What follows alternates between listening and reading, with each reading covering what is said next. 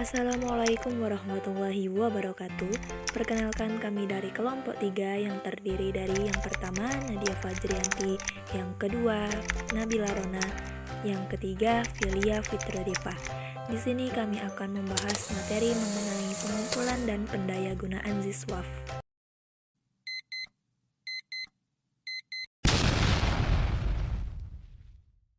Pengumpulan zakat. Pemerintah tidak melakukan pengumpulan zakat, melainkan hanya berfungsi sebagai koordinator, motivator, regulator, fasilitator dalam pengelolaan zakat. Pengumpulan zakat dilakukan oleh Badan Amil Zakat yang dibentuk oleh pemerintahan dan lembaga Badan Amil Zakat yang dibentuk oleh masyarakat dan dilakukan oleh pemerintah.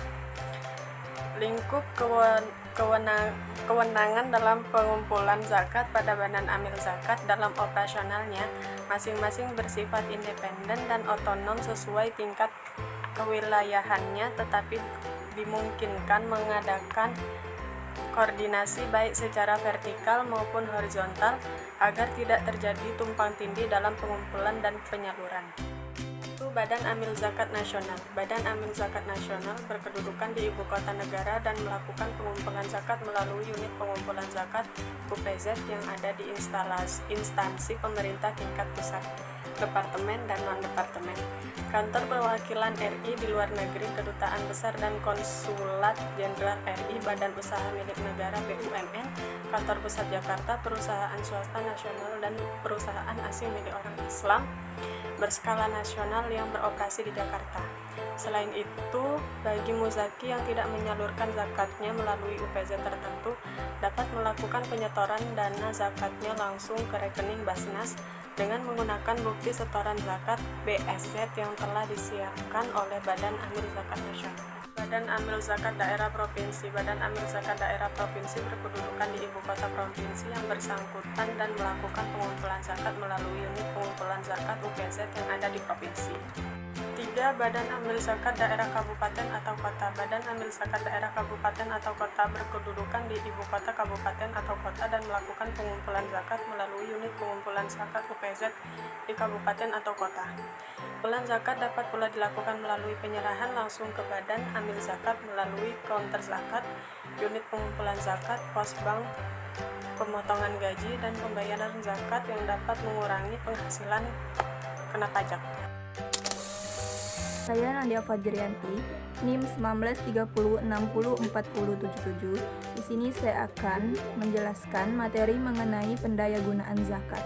Pendayagunaan zakat yang dikumpulkan oleh Badan Amil Zakat diarahkan pada program-program yang memberi manfaat pada jangka panjang untuk perbaikan kesejahteraan mustahik.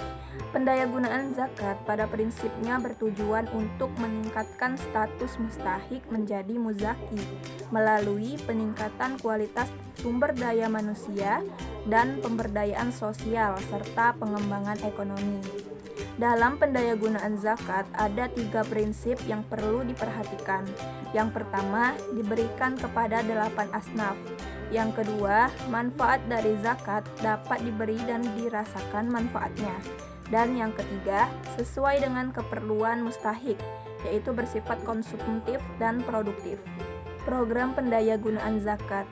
Adapun program-program yang dilakukan untuk pendayagunaan zakat terdiri dari yang pertama, program peningkatan kualitas sumber daya manusia yang meliputi beasiswa tunas bangsa, pendidikan alternatif terpadu, pendidikan keterampilan siap guna.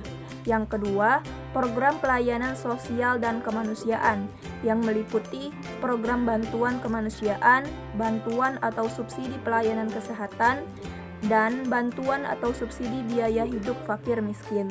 Yang ketiga, program pengembangan ekonomi umat yang meliputi bantuan sarana usaha, pendanaan modal usaha, dan pendampingan atau pembinaan usaha. Dan yang keempat, program bina dakwah masyarakat yang meliputi bina dakwah masjid, bina dakwah kampus atau sekolah, dan bina dakwah masyarakat. Prioritas pendistribusian dan pendayagunaan zakat oleh Badan Amil Zakat. Agar dana zakat yang disalurkan itu dapat berdaya guna dan berhasil guna, maka pemanfaatannya harus selektif untuk kebutuhan konsumtif atau produktif. Hal itu dilakukan dengan pola sebagaimana berikut. Yang pertama, konsumtif tradisional. Zakat yang diwujudkan dalam bentuk barang konsumtif yang digunakan untuk membantu orang dalam mengatasi permasalahan sosial dan ekonomi yang dihadapinya. Bantuan tersebut antara lain berupa alat-alat sekolah dan beasiswa untuk para pelajar, bantuan sarana ibadah seperti sarung dan mukena, bantuan alat pertanian cangkul untuk petani, gerobak jualan untuk pedagang kecil, dan sebagainya. Kedua, konsumtif kreatif. Zakat dibagikan kepada mustahik secara langsung untuk kebutuhan konsumsi sehari-hari, seperti pembagian zakat fitrah berupa beras dan uang kepada fakir miskin setiap Idul Fitri, atau pembagian zakat mal secara langsung oleh para muzaki kepada mustahik. Yang ketiga, produktif konvensional. Zakat diberikan dalam bentuk barang-barang produktif, di mana dengan menggunakan barang-barang tersebut, para mustahik dapat menciptakan suatu usaha, seperti pemberian bantuan ternak kambing, sapi, perahan, atau untuk membajak sawah, alat pertukangan, mesin jahit, dan sebagainya. Yang keempat, produktif kreatif. Zakat yang diwujudkan dalam bentuk pemberian modal bergulir, baik untuk permodalan proyeksi sosial seperti membangun sekolah, sarana kesehatan, atau tempat ibadah, maupun sebagai modal usaha untuk membantu para pedagang.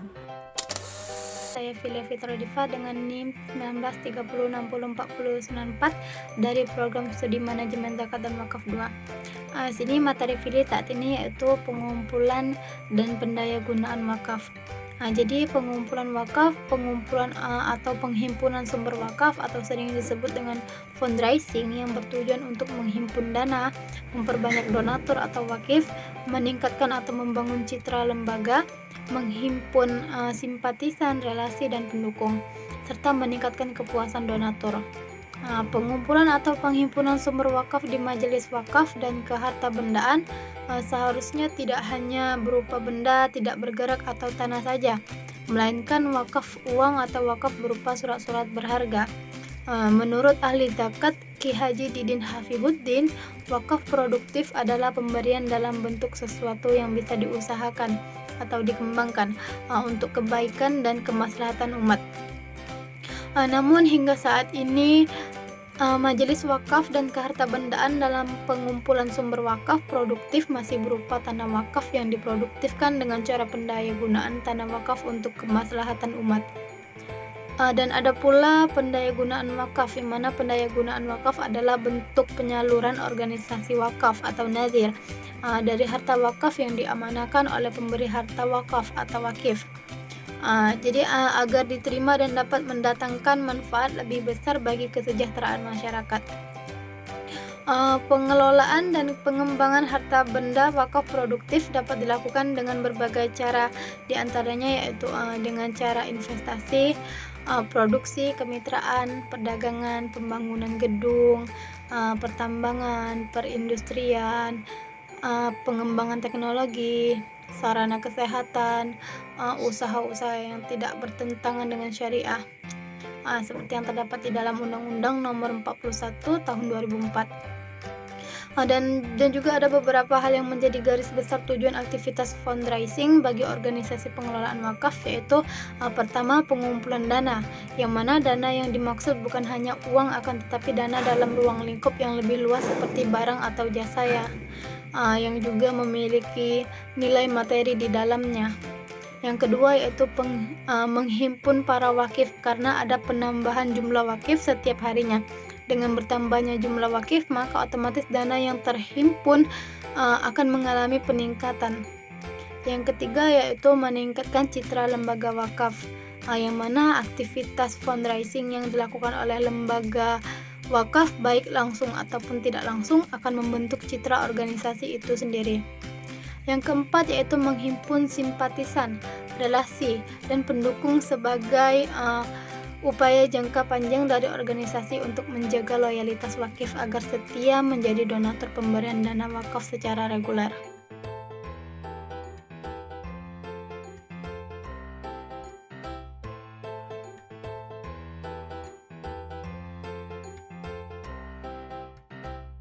Baiklah, mungkin itu saja dari kelompok 3. Kami memohon maaf bila ada kesalahan kata. Kepada Allah kami mohon ampun. Kami akhiri. Wassalamualaikum warahmatullahi wabarakatuh.